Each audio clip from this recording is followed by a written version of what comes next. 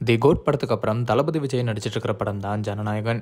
வினோத் இயக்குற இந்த படத்துக்கு அனிருத் இசையமைக்கிறாரு. 2026 பொங்கலுக்கு இந்த படம் வெளியாக இருக்கு. அண்ட் இது தளபதி விஜயோட கடைசி படம் அப்படிங்கிறதுனால இந்த படம் மேல மிகப்பெரிய எதிர்பார்ப்பும் ஏற்பட்டிருக்கு. அரசியல்ல முழுமையா தன்னை ஈடுபடுத்திக்க போற காரணத்தினால ஜனநாயகன் படத்தோட தளபதி விஜய் சினிமாவை விட்டு விலக இருக்காரு. அதனாலேயே தளபதி ஃபேன்ஸையும் தாண்டி ஜெனரல் ஆடியன்ஸும் இந்த படத்தை ரொம்பவே எதிர்பார்த்துட்டு இருக்காங்க. தளபதி விஜய் அவரோட அரசியல் பயணத்தை தொடங்கினதுல இருந்தே ஒரு பக்கம் ஆதரவையும் இன்னொரு பக்கம் விமர்சனங்களையும் சந்திச்சுட்டு வராரு.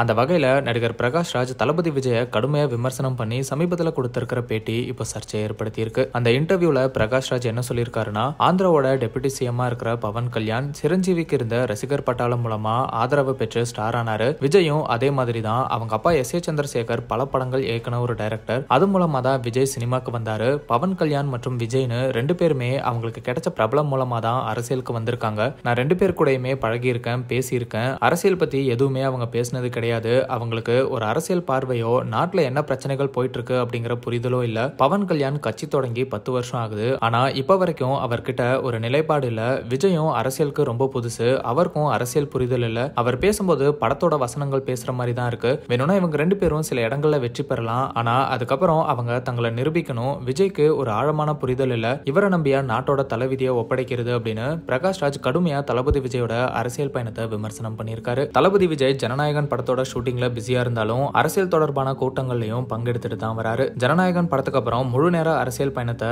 அவர் சொன்ன மாதிரியே தொடங்குவார்னு எதிர்பார்க்கப்படுது. பிரகாஷ் ராஜோட இந்த இன்டர்வியூ இப்போ தளபதி ரசிகர்கள் மற்றும் டிவிகே தொண்டர்கள் மத்தியில சலசலப்பை ஏற்படுத்தி இருக்கு.